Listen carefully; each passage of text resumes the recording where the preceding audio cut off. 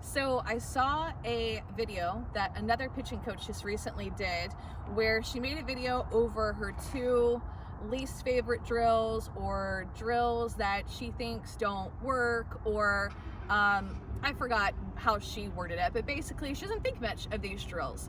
One of them was actually, coincidentally, my favorite drill that I did growing up, the bucket drill.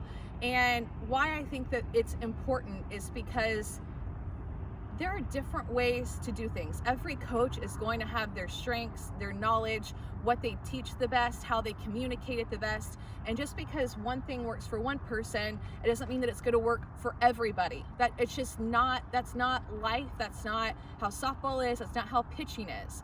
But it's important that you can figure out what works for you. So the drill that she was talking about, and whether she knows that I do this drill or not, you know how drills are. They just kind of float around the internet, and a lot of the coaches coach them and teach them differently. But one of the ones that she was talking about was my favorite one, the bucket drill, where I have a cone here, but we can still talk about it the same, but your stride foot starts elevated and up where your knee is by your hip, and your back foot starts at an angle. It doesn't start right behind the cone, it starts a little bit to the side. Now, the important part of this drill, and what this coach was talking about, is that it's not just about your front foot pulling you towards your catcher. And I don't think that either. With this drill, this is not, to me, a drill that just works on your stride leg and getting it up and only getting you up in your pitch. If you're doing this correctly, if you're paying attention to detail, you also start in a really athletic position, and your back foot, where it's at a little bit of an angle and your heel starts up a little bit and your toes are digging down, they actually start pointed towards your catcher.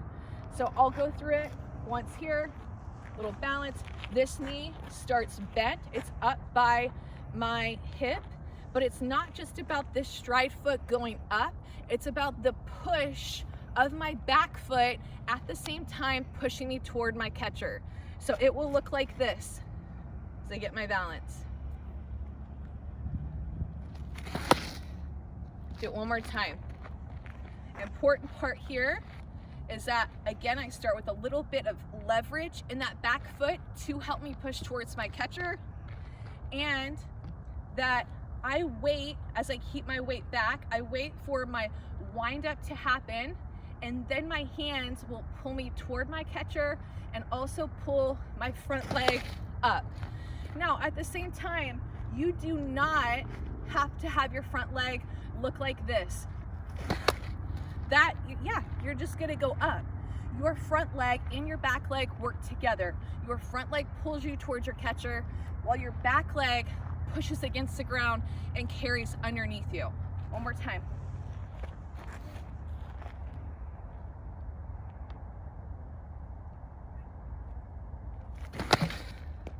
So I also did that growing up from a K position, with my back heel up, my toes in, my back leg bent, to then leap and drag, or push and drag.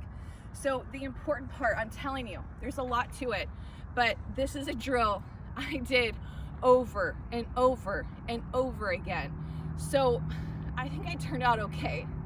4-year starter on varsity, full scholarship to Texas A&M, Big 12 Player of the Year, All-American, pitched in the World Series. Different things work for different people, and that's just kind of how pitching is. Learn what's best for you. Just because it did work for me doesn't mean it's going to work for everybody, but you try it, you see if you like it, and go with it. And also, this is the other drill that she didn't like very much, was a balance beam. I did this drill on a balance beam all growing up. So different things work for different people.